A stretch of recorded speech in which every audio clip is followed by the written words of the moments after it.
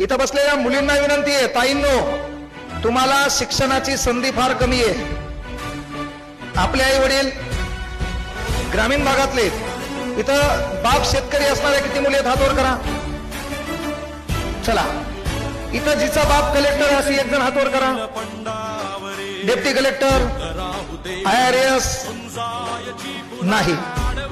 आपण सर्व काय गोरगरीब आहेत, ताण घ्यायचं नाही.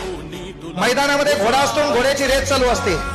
त्या मैदानामध्ये घोड्याची रेस चालू असते का, तेव्हा एक गोष्ट आवर्जून लक्षात घ्या की ज्या घोड्याचं नाकातून रक्त जास्त वाहिले, ज्या घोड्याला महत्वाची गोष्ट खेळे जास्त टोचले गेलेत, तोच घोडा त्या स्पर्धेमध्ये जिंकलेला असतो.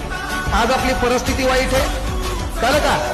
आपला बाप कुठल्या नोकरी नाही, शेती करतो, राबतो, तर याचा अर्थ ईश्वराने तुम्हाला त्या घोड्यासारखं ठेवलंय.